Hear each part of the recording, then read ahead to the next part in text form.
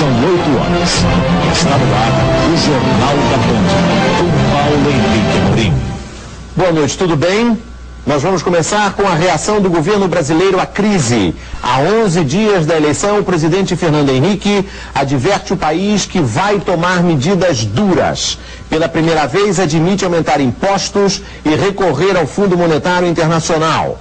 Antes, vai antecipar as medidas que seriam exigidas no programa do FMI. Num discurso de 20 minutos, hoje no Itamaraty, o presidente defendeu a reforma da Constituição e cortes nos gastos. O prejuízo tem de parar. O Estado tem de caber dentro dos recursos que a sociedade lhe dá e tem que utilizá-los da melhor forma possível. Aumentar os impostos. Se não formos capazes de reduzir as despesas na velocidade e volume necessários, como estamos propondo, talvez sejamos obrigados a uma discussão aberta sobre o aumento de impostos. Ir ao FMI. Não temos e não teremos medo de tratar de nossos ajustes com abertura em relação ao mundo. Dialogar intensamente com parceiros e com as instituições internacionais, como o Fundo Monetário, o Banco Mundial, o Banco Interamericano de Desenvolvimento e o BIS. Se for do interesse do país, o entendimento com as instituições, o faremos. O alerta. E é meu dever apresentar ao povo brasileiro uma visão sobre o que precisa ser feito. Há uma condição fundamental para qualquer plano de governo, para qualquer candidato que vença as eleições, se de fato quisermos afastar as sombras sobre o nosso futuro. Por que o presidente Fernando Henrique decidiu fazer esse discurso pouco antes da eleição? Eu vou começar agora com a repórter Maíla de Martino, em Brasília. Boa noite, Maíla.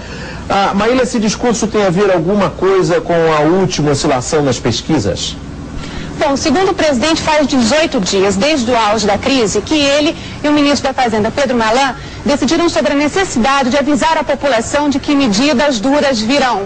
Mas o presidente disse ter ficado com medo de que anunciar dias piores no meio da turbulência econômica só deixasse o mercado ainda mais nervoso. Essa semana, o presidente avaliou que a situação está mais calma e por isso decidiu fazer o discurso que foi escrito pelo ministro da Fazenda, Pedro Malan. E esse discurso tem alguma coisa a ver com a viagem do ministro Malan a Washington já a partir do fim de semana?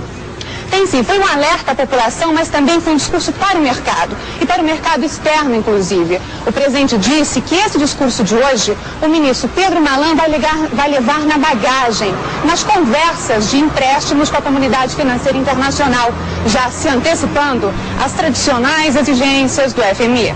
Agora, no comitê do presidente Fernando Henrique, o que é que os amigos do presidente Fernando Henrique acham desse discurso de hoje? Bom, os pesquisadores avaliaram que o impacto de anunciar medidas duras nas vésperas da eleição não vai ser nenhum entre a massa do eleitorado.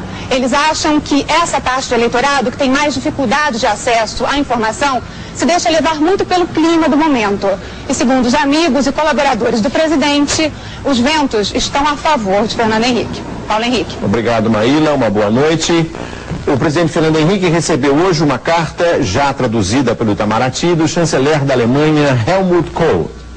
Kohl apoia as medidas que o governo tomou para defender o real, especialmente as que procuram reduzir o déficit.